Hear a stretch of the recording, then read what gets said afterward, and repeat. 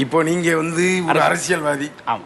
ஆட்சிக்கு வந்தா என்ன செய்வீங்க மக்களுக்கு? எனக்கு தெரிஞ்சு மெயினா நான் ஒழிக்க வேண்டியது மது ஒழிப்பேன். நீங்க யாரும் நம்ப மாட்டீங்கன்னா ஒழிச்சு வச்சிருக்கீங்க.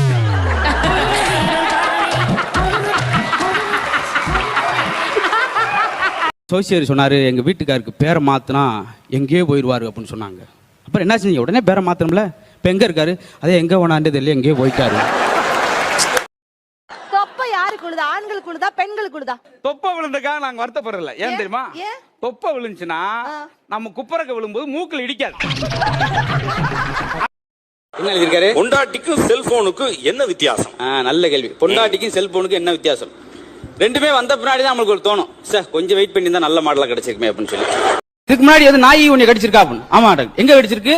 ஈரோடு பஸ் ஸ்டாண்ட்ல அப்படின்னு. உடம்புல எந்த இடத்துலயா?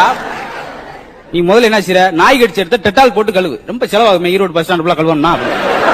எங்க குடும்பத்துக்குலாம் நாங்க ஒண்ணுக்குள்ள ஒண்ணு தான் கல்யாணம் பண்ணுவோம், வேற யாரையும் கல்யாணம் பண்ண மாட்டோம். எப்படி? எங்க அப்பா வந்து எங்க அம்மா தான் கல்யாணம் பண்ணிருக்காரு, அதே போல எங்க மாமா வந்து எங்க அக்காவை தான் கல்யாணம் பண்ணிருக்காரு, எங்க தாத்தா வந்து எங்க பாட்டி தான், அதே போல நான் என் முண்டாட்டி தான் கல்யாணம் பண்ணுவேன். அதுல இப்ப டிவியை ரொம்ப நேரமா குருன்னு பார்த்தோம்னு வச்சுக்குவேன், கண்ணுல இருந்து தண்ணி தனியா வரும். ஆமா சார். ஆனா தண்ணியை ரொம்ப நேரமா பாருங்க, கண்ணுல இருந்து டிவியா வருமா?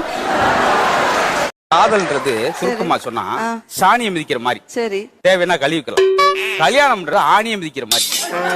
அவ்வளவுதான், செப்டிக். அந்த ஆபீஸ்ல மாடா உழைச்ச, கடைசியில உனக்கு என்ன கொடுத்தாங்க? 2 கிலோ புண்ணாக்கு மட்டும் கொடுத்தாங்க.